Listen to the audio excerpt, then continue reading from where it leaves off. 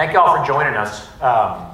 Again, my name's Rick Love, and I'm really excited to moderate this panel. We've got some of the premier builders in the country here, and this morning I was kind of starting to add up the years of experience, and then I gave up.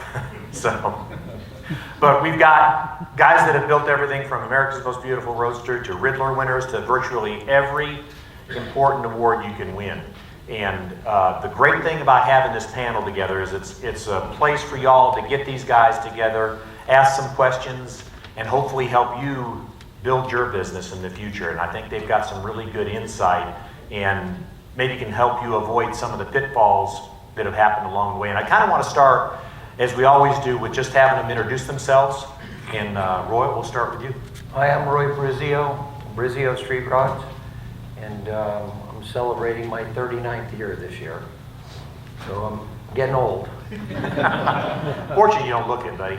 Well, thanks. That's why you sat next to Pete, probably. Yeah. You do look a lot younger when you sit next to me. Well, thank you.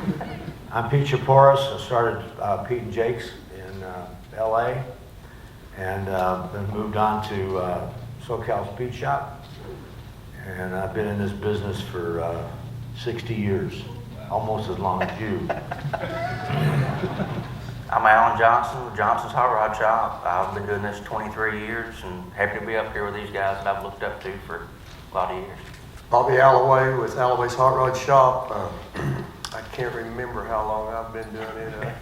I won the Riddler in '85, so that tells you probably 5 years. You just graduated high school. Still in high school, right? Yeah. Troy Trepanier from Rad Rides. Been in business for about 25 years. Been very fortunate to sit with these guys. It's nice. Me and Brizio were talking this morning how it used to be in the old days. You come here and you could park in front of the building at SEMA. Yeah, that's true. Now it's amazing what it's become. I kind of want to get an idea from these guys because I think it's always interesting to know how their business actually got started. Roy, you want to kind of start off with that? Well, I grew up in this business. You know, my dad had a hot rod shop, and he started back in the 60s. And so I really never had a chance to do anything else but cars. And thank God I, loved them. So I, was at the drag races every weekend or in his hot rod shop. And he went on to open up an auto parts and speed shop. And I always enjoyed the process of building the cars. But back in those days, it wasn't, in the early 70s, the street rod movement was just starting to take off. And he decided to get out of the T-bucket business. And I wanted to keep doing it. So I started my shop, and he said, "You'll never make any money," and he was right. So I struggled for years, and luckily I made a career out of it, and I learned a lot along the way, and guys like Pete that helped me, and he was somebody I could look up to, and every time I'd make a mistake, I'd call him and say, "Help." But all of us help each other. We're very fortunate. We're all great friends, and but anyhow, so I've been fortunate. I have some great customers. And Pete, how did you always interested? I was born into a family of customizers and hot rodders. My uncle was a hot rod guy. Went to school with Wally Parks. Graduated from the same high school. My dad was a customizer. He'd take a brand new car and take it to like Gilly Yala's chop shop when it was brand new. So I just didn't ever have a choice. How did you get started? What was the first job? Paying I job? took a job when I was in high school because I had just learned how to arc weld when I was 14. So I worked in his garage, and then I had a really great paying job. I actually had a job, and then I went to work at Blair Speed Shop for a couple of years with Pete Eastwood and Phil Lukens, and I made this bracket, a bolt-on bracket for a 34 Ford for a shock mount. And I just looked at it and said, "There's got to be a place for me out there doing this." And so I met Jim Jacobs, and the rest of it just kind of came along. The biggest deal was TV. That was it, the California Kid movie. When the movie, I'm sure most of you have seen the California Kid movie, and that. Yeah, and then we got involved with Billy Gibbons, and we did the roller for the Eliminator car, and then Don Thielen finished it. But between the two of those, that's what, that was the blessing, because it legitimized what all of us do. Alan, you kind of come up a little different way. A little bit. My parents had a collision shop, so I was around late model cars, but that wasn't where my passion was at. I don't know what got me turned on to the old cars at a young age, but I got my first car when I was 13, and Dad said, I'll work on it. When you work on it, if you want something to drive, get busy. So I grew up working in the collision shop and started doing cars for customers when I was still in high school. And, you know, unlike some of these guys, I mean, there wasn't many hot rodders around where we're at. If they were, it was more muscle cars or, you know, mid-50s stuff. It wasn't any early cars. But I built my first car when I was 21. I met Bobby at that time, and I've probably badgered him to death for years, calling and asking information. And same thing with Pete and Roy. I mean, it was just something I always had a passion for, and been very fortunate to, between the older builders helping me and the magazines helping me get established, and been able to get good customers to work for, and very fortunate to be able to do what we're doing every day. Yeah, when I was a kid, if you wanted a car to drive to school, you had to build it. Yeah. Parents didn't buy you one too often. Alan, you started even with Volkswagens. Yep, Volkswagen was my first car. Still got it. Bobby? Well, I didn't have a lot of cars around me. I just, for some reason, I wanted a car. And self-taught, couldn't afford one, so I had to build one. And I built one. I bought an old race car, a 33 Ford, and it was an X-race car, doors was welded shut and stuff like that. And me and my girlfriend at the time, which is my wife now, we met this guy right over here in Winston-Salem, North Carolina. And I was running a Pete and Jake front end with a Super Bell axle, and him, Jim Hewing, and Jay, and Brian Brennan was there with you all. They were on that. Yeah, he was only 10 years old. That's true. And he came up and thanked me for using his parts.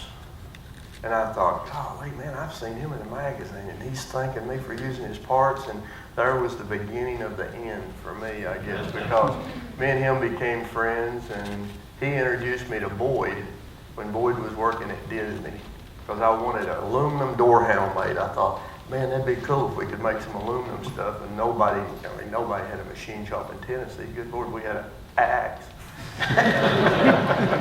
But Hey, did he and have we still coveralls have on? it. You mentioned- You guys had rocks too, right?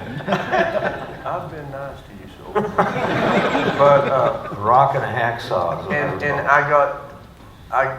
me and Boyd became friends, and it evolved after that. And I built my own cars, and then finally I had a customer that wanted a car built, and that's how it become. I mean, I still build cars for myself. I think if you love it that much, you gotta have a car. And I can't. It's hard for me to see a customer of mine get one, and then I don't get one, and I'm working on that hard. So I'll work on me one of the nights. Troy, you were another family. Yeah, I don't know if it was in my blood, but my mom and dad went to the 69 U.S. Nationals, and my mom was pregnant, and I decided to come out at the U.S. Nationals. So I was born at Methodist Hospital in Indy, but I grew up in a small town. My dad had an automotive shop my whole life, and my grandpa was the guy, if you needed something welded in town, go see Johnny. He was a pipe fitter, but he had a one-car garage with a steel floor and built clothesline poles, everything. So I always say I learned how to weld pop cans together for whatever value that is, when they were still metal, and tear apart junk engines at my dad's place during the day. So had a little bit of mix of both, but I was more into sports and stuff in school and riding dirt bikes, and went from high school to work for my dad just as a mechanic. And my grandfather had a Chevelle that he bought brand new and gave to me when I was about 14, so we just kind of piddled with that a little bit. And I think we went to the Street Machine Nationals in '87, and I met Gray Baskerville. And for a young guy, read hot rod my whole life, and to meet him was awesome. He kind of took me under his wing, and I came in at the right time, I think. Things have changed so much today, the way it's done, but when I came in, it was, Pete, Roy, Bobby, Posey, Boyd, Jack Chisnell, Angelo Giampetroni from Ford. They took me in, and I got to tail in that group and learned a lot. And that was, I think, a big turning point. And that group I got to come up with, you do help each other, you know, it was everybody. Was that when you did the Buick? Was Yeah. that year or Yeah, around that time? 60 Chevy is, we did the first power tour. That mint-colored. 1990, I Really nice. did the first power tour. It's called the Victor Tour, Gray Baskerville. We drove it from Indianapolis out to here, parked in front of the building, and then we displayed it that year with Peterson. So Yeah, that kind of just jump-started it, and I got a pretty good catapult into getting into it, and then just the rest is kind of, I met George Poteet, was my first big customer in '94, and still a great friend today, and it just snowballed from there. You know what's amazing about Gray is Gray started all of us up here. Oh, yeah. Every one of us. 'Cause Yep. He gave us all the boost. As you know, Pete, it's hard to, with social media now, or Hot Rod Magazine, maybe the print isn't as strong as it was, and we were, you know, that was the Bible, and he was the guy.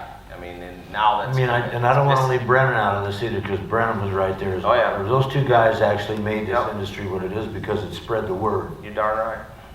And they drove the cars. I mean, Gray drove his car, Brennan, those cross-country trips and all of that y'all did. I mean, that was one of the things that was huge. We didn't have fun, did we? Yeah. No.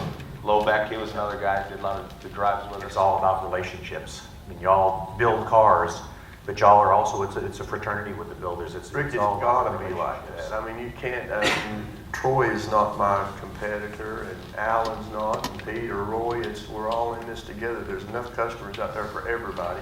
So why should I compete against, I look at Troy's stuff and say, good gosh, how did he do that? You know, because I can't do that. I don't paint green. I don't know how Bobby has 25 of his own cars.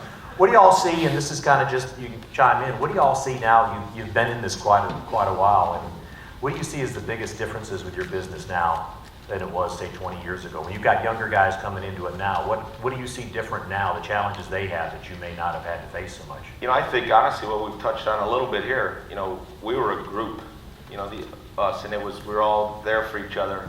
Now it's a little bit more competition oriented, I think, and with social media and everything, and that whole thing, it's so exploited, you know, and I think a lot of the younger guys, you just don't get caught up in what everybody else is doing, worry about what you're doing. I agree, And because that's huge. yeah, because everybody's trying to outdo the next one, and there's so many shops now. Like they might have been 2 or 3 shops in Tennessee back then, and I had to go to California to see what they were doing out there. I'd bring it back to Tennessee, and they'd think I had lost my mind because I didn't have all the bells and whistles on it, you know, and it was. Did he just admit, Pete, that he came to California to get ideas? Yeah, I thought that's not what I he was said. helping him out. Too many followers. Just, you know, the guys, they've got the talent. They just need to kick back and start thinking about what they could do. There's just a lot of people in it, man. Make yourself happy, and don't worry about Yeah. all of this other I stuff. watched 3 guys that were really, really good over the years bury themselves following somebody that they couldn't follow because they didn't have what he had. It's tough. You know, they get worried, they get nervous, their work runs out. If they just be true to themselves, they do just fine.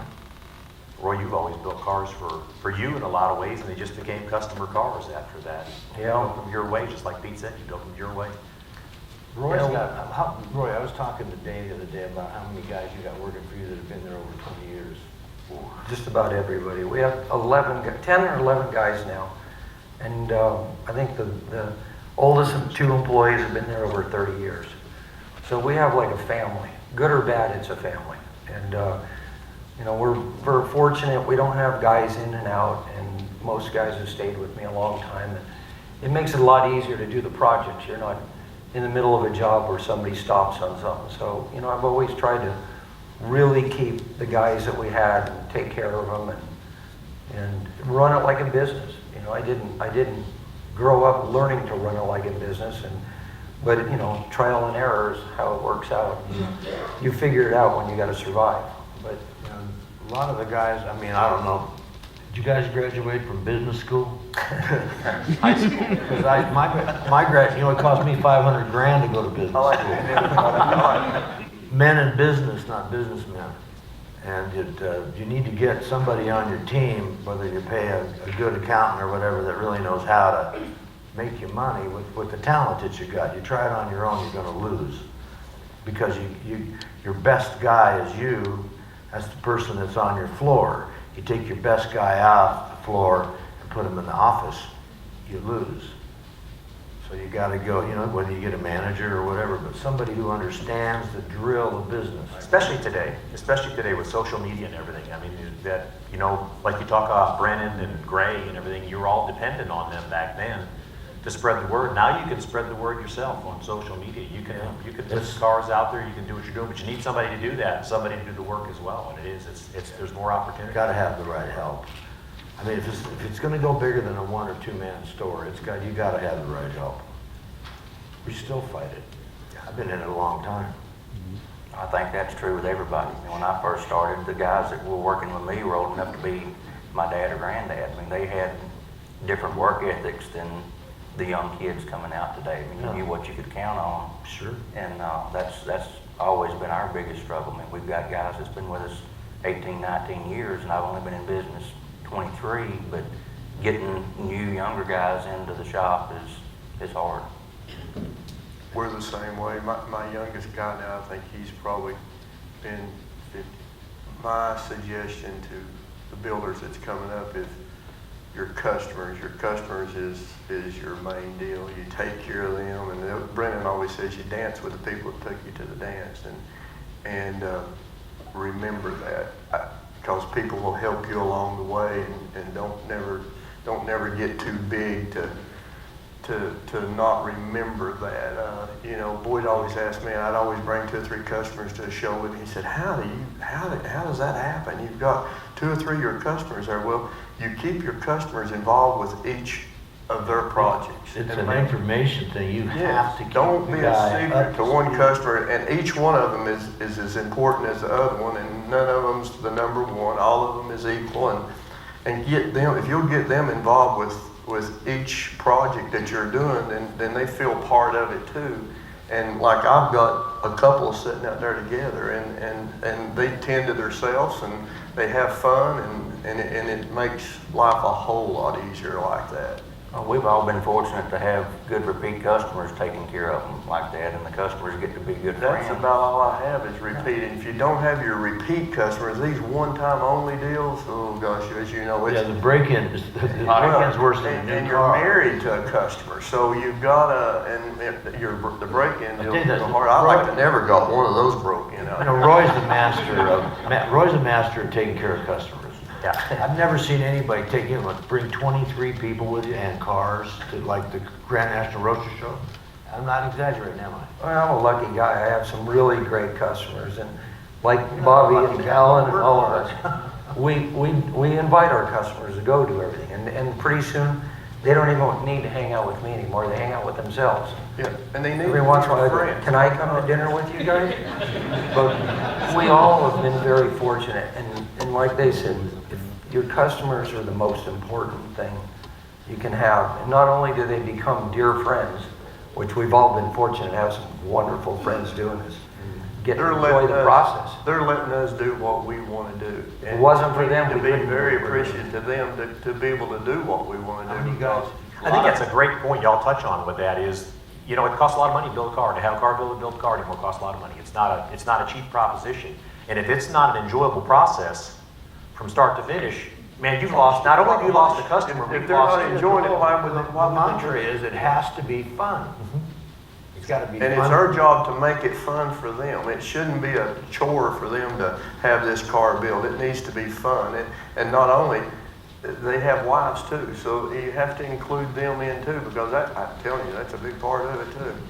Oh, it's more than a big part. It is the part. A lot of us share customers too. I mean, there's several of us right here that I don't like to, but some of them. built that car for the same guy, you know, several of us, so we help each Yeah, other. we end up painting a lot of cars for people. And I think all of us has built a car for one guy except you, and he doesn't like you.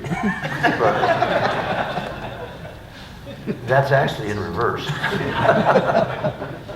Well, I know that's helped me out a lot, having customers that are all good friends, and maybe one guy's wanting to push his car to get done for a certain thing, and you gotta slack off on everybody else's cars. So with the customers being friends, nobody's getting mad because their car's not getting worked on for a couple of months while you're pushing ahead on somebody else's car to get finished with it. Yeah, we're talking about street cars, and then if you want to put a real good element in it, have a guy that wants to go 300 miles an hour in Bonneville, and then that changes the element. Big time. Our young friend down here on the Yeah. end has got a, Yeah, that was the hardest thing when we went to Bonneville, and that was Gray, it's all Gray ever talked about, so that kind of, Yeah. and George got involved out there, but when you build something out there, the part I liked about that, or we did Hot Rod Drag Week this year, and we did 3 standing mile events. You put up or shut up, that's the best thing about that part of it, but when you're strapping your customer into one of the right. cars, it's a whole nother ballgame, man. yeah, we lost a car at 200 and almost 70 miles an hour, and we thought we killed the guy. He walked out of it, and then 2 hours later he was having an ice cream cone. But I got to tell you what, every weld, every tube, I mean, it's so much different than what you do when you're building a hot rod for the street. I mean, it's just another world. We've all had that experience. When Alan has, Yeah. Pete has, Danny's here, he spun the blowfish at 280, and then George would work on the I speed. think he still has the record for backwards. out He there. is the fastest guy at Bonneville backwards. I mean, you stick a guy in a car and it goes over 300 miles an hour, and anybody that thinks that a guy can't get killed in a car like that's crazy. So you got to start thinking about taking a guy's life. There's a lot. A lot of to it. pressure. We built the one streamliner for Dennis Mariani, and worked on the Speed Demon George's streamliner for 7-8 years, and we're going and bringing it out there for private tests to bring our brand new car we just built from scratch, and here George tumbles his at 380. You talk about nervous. You just built this car from scratch, and you just watch that one wreck at 380. It's a gut wrencher. On YouTube, yeah. Yeah. It makes you think about things a whole lot different. Oh, You've yeah. got a customer that's turned upside down at Yeah. 270 or 280. Well, that's Something Tom like that. Johnson also. Yeah. And the thing about going to Bonneville and wrecking a car is there's no K-rail. Yeah. Our debris field was 2,200 feet. Yeah. It's different than wrecking a car at a NASCAR track. I know one thing I've heard, both Bobby and Troy, you've had a lot of young guys come through your shop. Some of them that have their own shops now, and some of them that have stayed with you. But I know one thing that's always been consistent with when I've heard you talk to people or talk to the younger guys, it's whatever you're doing, you make it the best. There's no, you can't cut that. It's One time for first impression. yep. Keep it simple, but make it right. It don't have to be trick if you can't get there. You gotta realize that, and you gotta be able to see it, but that's a mistake you see often, somebody they see everything that's going on, so they try to go there right away, and it's tough, and you might end up statically getting there, but function-wise, it's a whole nother What game. about the guy that hits the wall at about halfway through and he thinks because everything starts to slow down, right? Like building a house, he starts running out of money. Yep. There's a lot to this. Yep. And then you gotta walk them, you gotta walk them through it.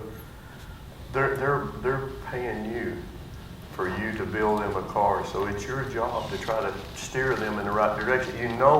We know what they want at the end result, so it's our job, and sometimes it's hard in the middle. Sometimes you may have to stand up and say, now that's just not gonna work.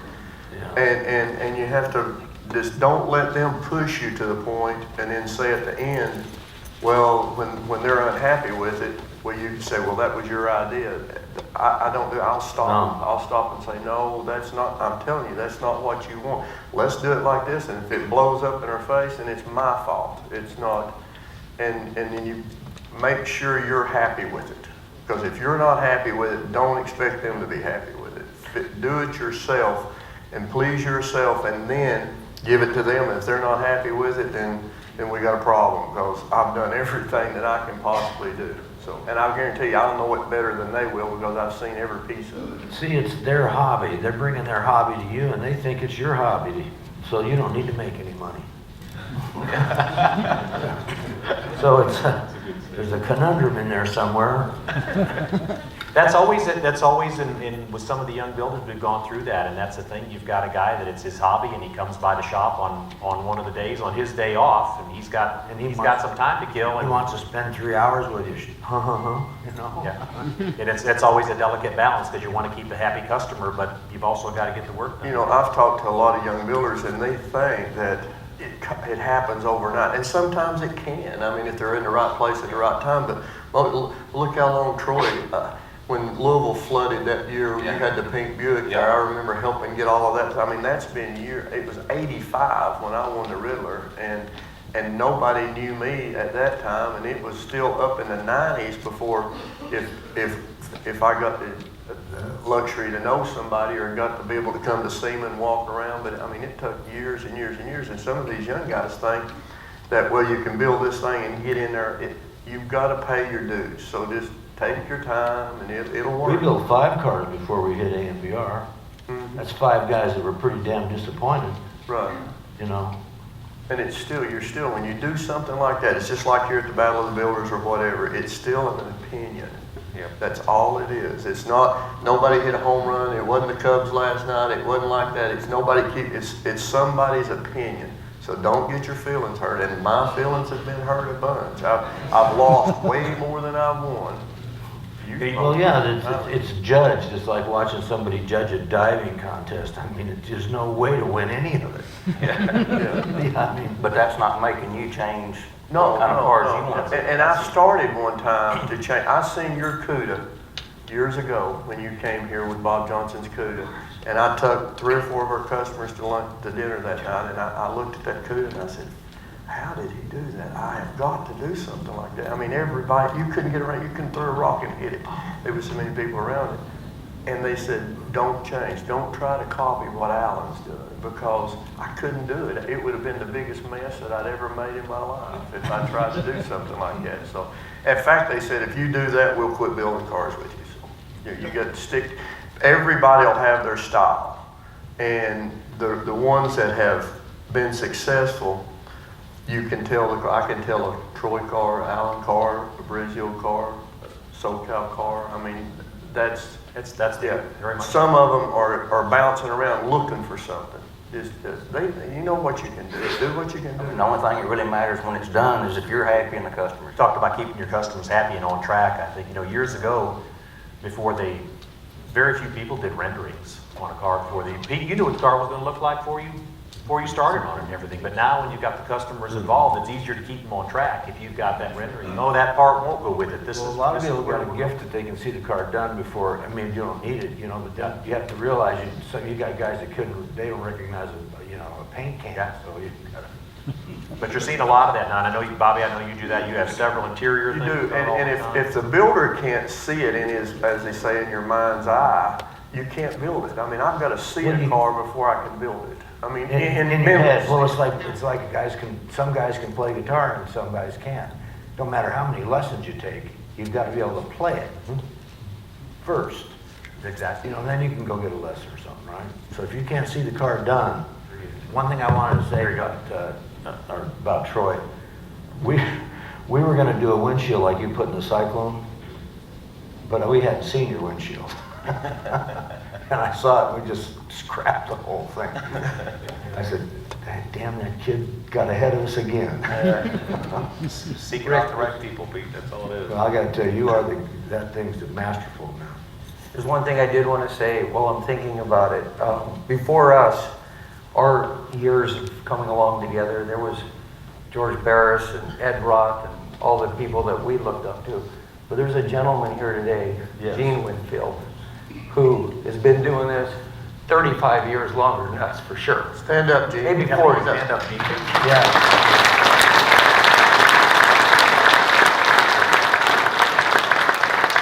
I do want to say, he is excited about being here today as I was 35 years ago. And every time I see him, he's telling me about, I'm going to teach this class this next show, I'm going here, I'm doing this, tomorrow I leave to go on a plane.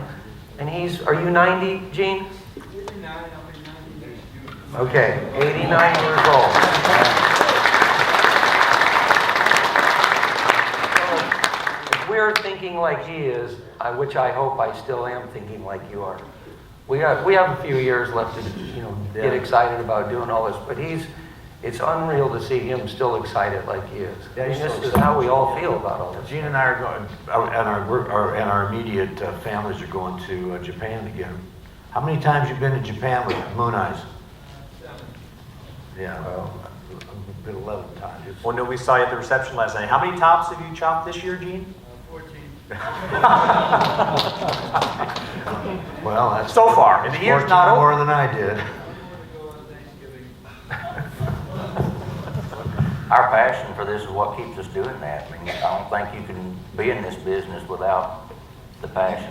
You couldn't work a normal job and work 100 hours a week and still be happy to get up and go to work in the morning. So the last time and it was the last time, we did that AMBR car for Bill Lindig, and I swore I'd never do another one. I'm starting another one, just like you are. But you do it, you just got it in you. There's nothing you can do That about passion it. is important because it is. I told people before too, if you're looking to make a fortune, you may be looking at another industry. Don't do it to make the That's money. exactly do it because right. you Well, love your it. boss said that, what was it? Never have so many work so hard for so little. Yeah. Boy, that's a good line. That's Well, a you good- gotta do it from your heart, for sure. If you're gonna do this, you wanna do it from here, and then everything else comes after that. Hello, my name is Kristen. I'm from Crash Customs. I am the money girl and the voice of reason, and I have The voice of reason. amidst a few good artists and fabricators here. And I'm just curious about on your way up, as you are trying to attract the customers that you have now, how much of your life did you spend, eating hours and like not doing more than Still do what today. you could do or charge for? That's kind of where we're at now. We still do that. The hardest part is finishing a car, and that's what a lot of people don't do is finish it. It's easy. It's sort of like framing a house. Everything goes real quick at the start. Customer's real happy. But when you start to try to detail a car and finish it, there's weeks it's hard to charge for because you're sitting there detailing. It's detailing. impossible It's to very, keep very track. hard. So that's where you gotta love it. You gotta love it. That's where you're satisfying yourself. And that's the part that you just have to eat. My crew stops working at 5, let's say in the afternoon, and we're finishing a car right now, a very expensive Bronco, believe it or not. It's probably the nicest one in the world. It seems like it is anyway. And the crews work until 9 or 10 o'clock for nothing because they're just impassioned with it. Getting through it. And I think there are several things that come into play there. It's your ability at the shop, the equipment you have. When you're giving and you're taking, you're like, we made this part, turned out all right. Took longer because you don't have that piece of equipment yet. So it's just kind of a little bit of knowing you gotta eat a little bit, get in there. I mean, I know we all have and still do, but it's a give and take thing to get there. But if you're always honest and really stick to that, we all have bad conscience. I'll guarantee you that. And that it'll guide itself. But unfortunately, it is a little bit of give and take in the beginning. And then the better you get, the better equipment you get more efficient at it. And then you can. Yeah, the equipment. It's hour for hour. Big deal. Yeah. And there's still always going to be a part you work on, whether you machine it or fabricate it, and whether it's days or hours or weeks, and get done with it, and it don't belong on the car, and you can't. Yeah. If it doesn't look good and don't belong, you got to throw it in the garbage and If start you're over billing, and not charge a customer for it. use your gut. Say, if I was paying for this, would I pay for this? When you have to redo stuff, and not saying that we ever have to redo anything, but but you will. And it's if you would feel comfortable paying for it, charge it. If you wouldn't, eat it and learn a lesson from it. Try not to do it again, but you will. You'll do it again, and you'll do it. Every car you'll do, you'll screw something up and have to fix it. And putting it together, have to chip it, have to. We were starting to buy equipment, got a few bucks in the bank. The biggest shock of my life was kick shrinkers. Yeah. 10 grand a piece, used. The God. best thing I ever did was having my wife go in the office and take care of that. When you're out there doing the work and then you go sit down, me and Roy talked about this morning, and you look at something, we seem to give away a lot more, so I stay out of the office. That helped. You don't want to give me any money. I don't have any trouble making it, I can't keep it.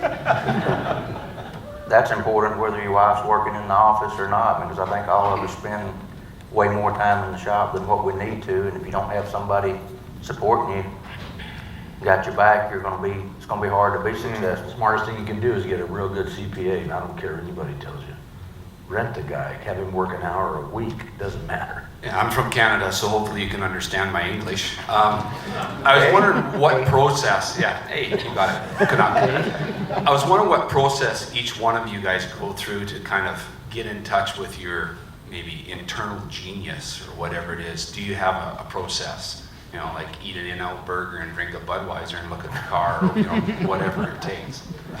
No, honestly, I'll tell you, I'll answer. I'll come to this show, and this is always fun for me to come see what Pete's building, or Bobby, or Alan, or, you know, whoever, Troy. I mean, last night I was over looking at Troy's latest car. Chip Foose and I went over there about midnight last night, and I mean, we looked over the latest car that Troy did. I mean, the workmanship is just so beautiful. Yeah, and it's really- the metal work, and, you know, I put it in my head and go, you know, we're not gonna build a car maybe just like that, of course, but you get these ideas, and I get a lot of ideas from these guys, and I hope I share some of my stuff with them, but for me, that's where I start looking at stuff. I just go look at other cars that are being built. A lot of the young guys that are doing stuff today, it's just so amazing that what they're building, and, you know, it gives us inspiration. For me, I don't think I'm getting in touch with my inner self very well, so I have to go get in touch with them. Yeah. It's a team effort at our shop. I mean, you know, we kind of developed a style per se, but we sit around and look at it together as a group. And we've always, like, coming up through the years, we go to the shows, kind of like what Roy's talking about. You might see 2 or 3 things that are a really good idea that weren't executed right. And then you bring it and you package it right, and it's a new idea, but it's not. You're just seeing it from other areas. And then I think one thing that's helped a little bit, maybe our style is a little different. We really do a wide variety of cars now, and colors, right, Bobby? And is just looking elsewhere. I never studied cars at all.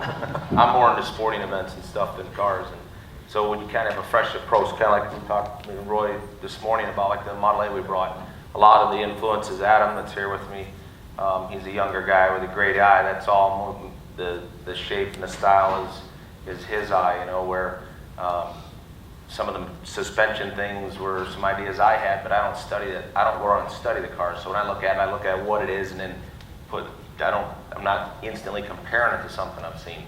And I think that's kept it a little bit fresh, you know. And these guys are saying, I'll walk through there and you might stop once or twice, and some will really lock you up and really get you to look at something anymore. You're taking it all in, but it just, I don't know, it gets kind of jaded. My philosophy is that we're hot rodders and we cut them up. And to me, you got to start with the right platform. And the right platform, let's just say, it could be anything, but something that you don't have to do much to. 55 Buick Century, slam it on the ground, nose it, deck it, paint it black, you're done. So the challenge is, hello? So the challenge is, if you're going to build something that's going to go to the Riddler, which I couldn't even imagine building one of those cars. It's out of my league because I'm a hot rod guy. And tweaking a car like that to me would be very difficult because I'm looking at what I consider to be a perfect platform. It's beautiful. So a lot of the guys are taking cars that I don't consider to be a good platform, and they're trying to make them all, you know, they're stretching them. And then, am I wrong about the Riddler Award? And I'm not taking a shot at these guys. They're judging the car because the surface is bigger. Well, I mean, that's a whole different deal. But the guys, all my friends up here, I think you guys have the same philosophy.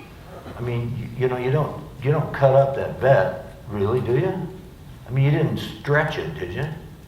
We try to do stuff to them that you don't know that we've done it, but you know we've done something, but just what exactly did Okay, we do? so we agree to disagree. Well, There's a first. Huh? That's a first.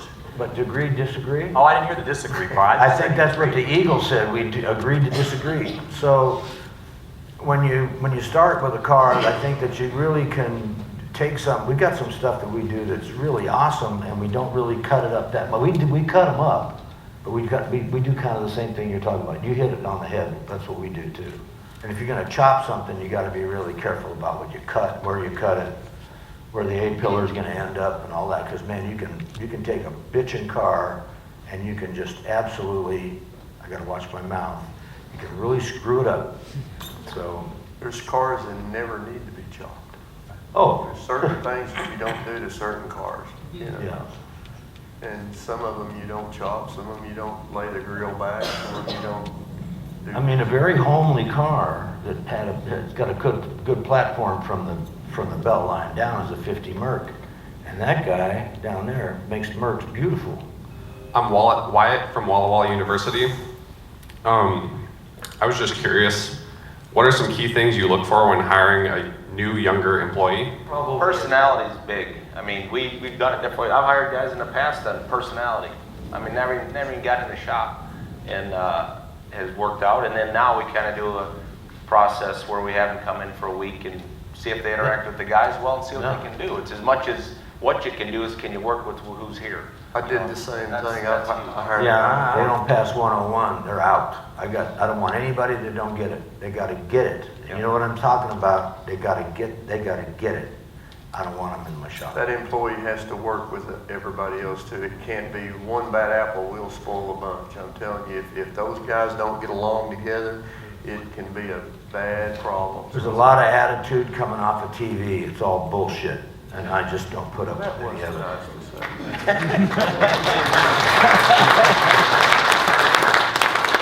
I remember when, no. That's an interesting contrast because you see some of these TV shows that have come up and y'all watch some of this stuff on TV, and I've been to a whole lot of shops, and the successful shops, let me tell you, they don't run like that. There's none of that going on at these guys' When shops. Boyd did his first TV show, and I love him to death, I knew him forever, and Dwayne was the shop foreman. I watched the first show. Boyd called me that night and he said, "What do you think?" I said, "Dwayne wouldn't last 15 minutes in Tennessee. Somebody had already killed him before he walked across the shop." I said, "You don't cuss, you don't stop, you don't do that stuff, you don't throw this, you don't do that. That's not the way it works." And we've been asked to do a lot of that stuff, and I said, Bud Bruntsman asked me one time about doing it. It was when Chip was Buddy? Who? Brussman? Yeah.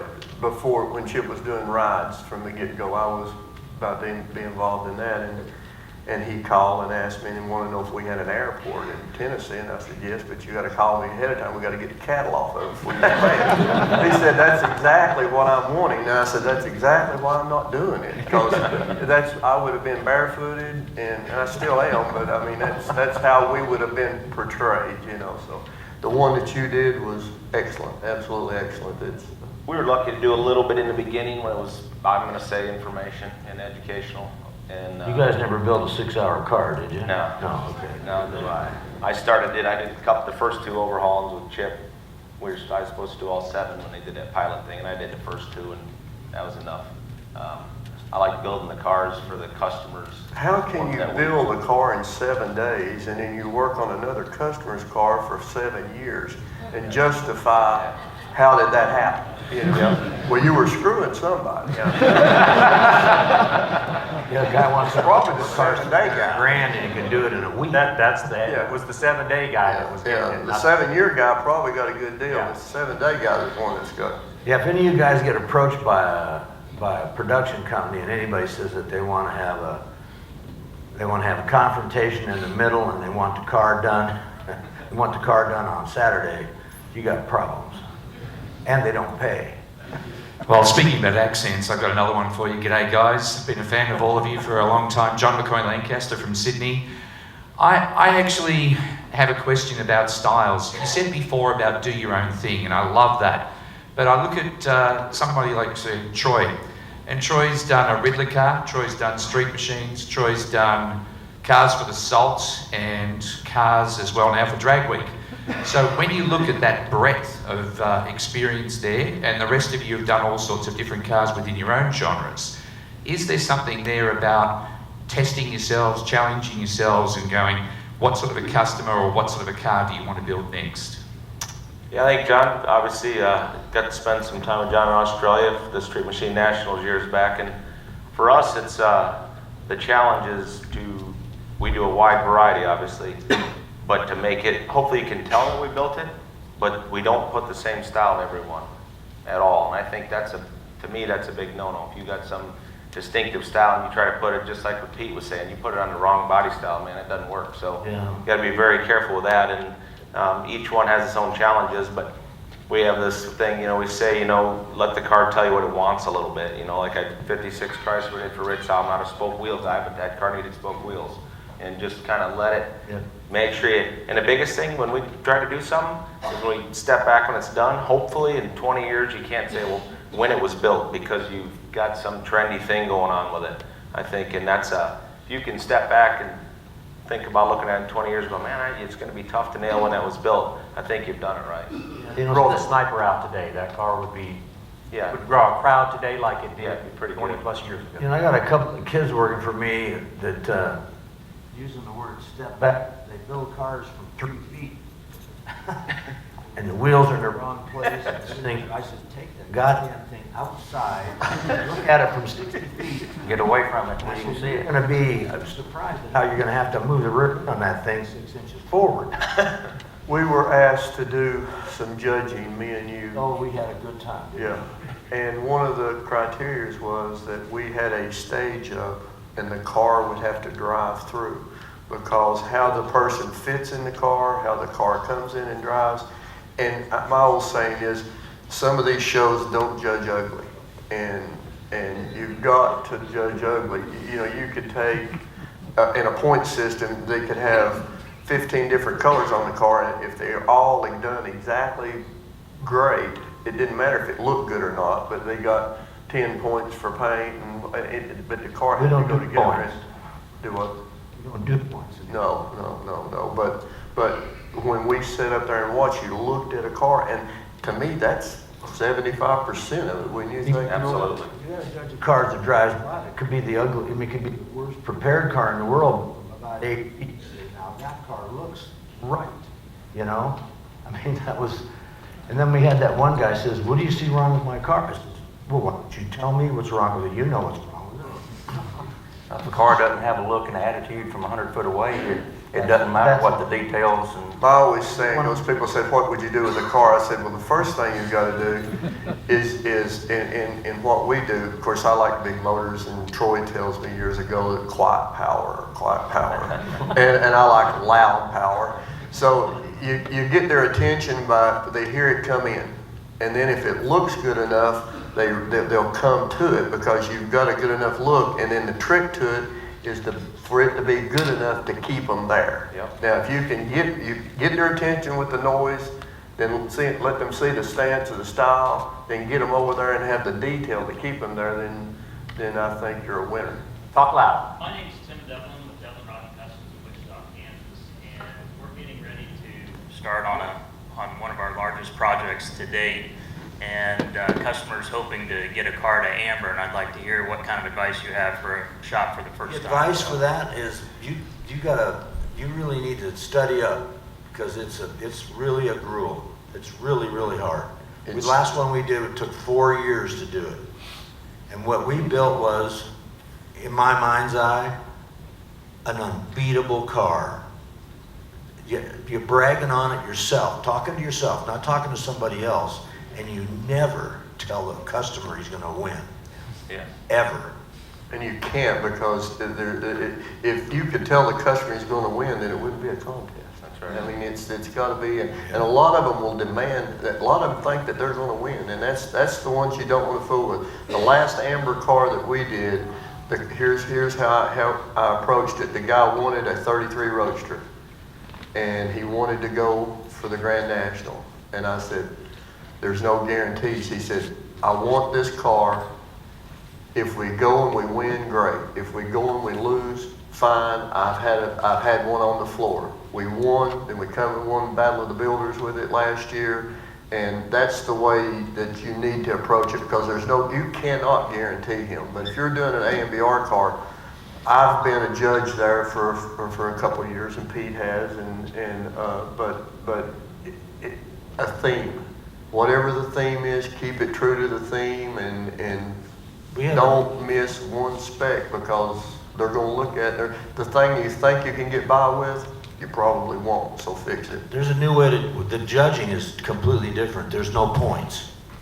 And when the car comes over the rug, is what we call it, when it drives over, we look at ergonomics of the way the man sits in the car, or woman, sits in the car, where the brake pedals are, I mean, what it sounds like, where the fit and finish is, and that you can lose right there. It has come down to the point there would be 10 judges in the room, and the reason I agreed to do it, the judges board was up there with your name on the judges board, and you were held accountable for what you picked, and you get in a room with 10 guys with like him, and you pick the wrong car, you'll be called out. So it's no. You have to, what I do is I pick a car that I think should win, then I have to get up in front of these guys and I have to defend it. Yeah. I defend my car because I'll say, did you see such and such on your car? And it has come down to the time, well, if it got down to 2 cars and both of them was sitting in the parking lot and the keys was in them, which one would you drive home?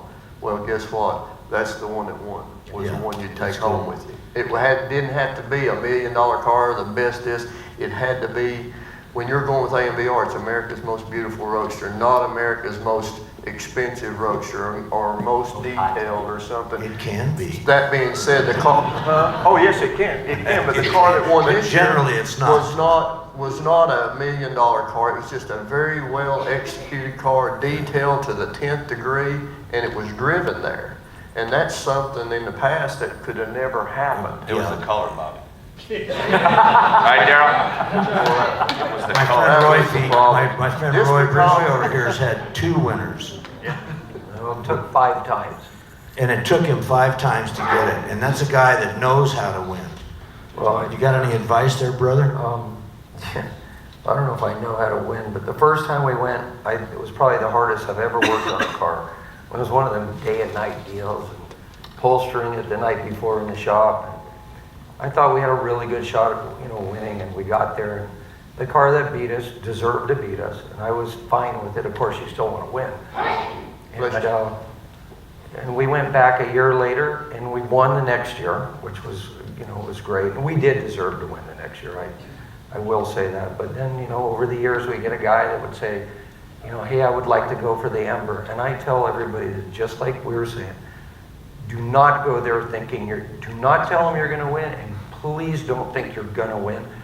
You're gonna, hope you win, but I don't want you to be disappointed when you don't, and it can happen. And just like they're saying, it gets down to a group of people, throw the sheets away, and sure it has this right and that right, but what it looks like is probably the most important thing, and what you guys have done with the judging the last few years is, I think, probably the best you could have possibly done. Stand back and look at the cars, and Well, it all got to a money deal, I think, is how much stuff you could put on one, and then we lost the whole entire. Well, that's what car, happened. I think, so. Yeah, spend more money and it didn't work. If anybody's been to a concourse like Monterey, these cars we encourage them to sit on the rug without the cars being raised up, because there's no point in spending, 5 years working on a car to make it look really good and then put it up on some axle stands and make this thing look like it's out in the dirt. When did you start cussing? I'm not cussing. Hey, that ain't cussing. It is. But let Pete, don't show him what is. Don't show him what is. I apologize to all the ladies, not to the men. So the challenge for us was to bring the cars into light where they were designed to be, and to see them the way they really exist. And it's surprising when you take a car off the stand and they're not tilted anymore, and the doors are not open anymore, and you button them up, how wrong they are. I mean, what's changed since y'all started helping with the judge? I mean, you look at the cars that's won the last several years. Roy's car that he built for John, or Daryl and Terry's car. That car, you can't tell if it was built this year, 10 years ago. We got a big argument about that during the deal, because it was whether it was a dated car or not dated car. My deal was like you don't know whether Daryl's car was built 50 years ago or last week. They're timeless. And there's places, We like to look at it as timeless. It's like a Brooks Brothers suit, if you know what that is. Where you can put that suit on 25 years from now and it's absolutely perfect, and that's what you those probably cars should still be. have yours. I got my dad's. Yeah, me and Iski. We've got a couple of these guys that have got to get to another event over this, but I've got to say, I really appreciate y'all taking time out. SEMA's very busy. We appreciate these guys coming. The only thing I'd like to add is, as good as the work you see they do, as good as that, they're better people. And I think that's something that really is important in the end. And as good as everything else they do, they're even better people. So we want to give them a big hand for coming today and spending time.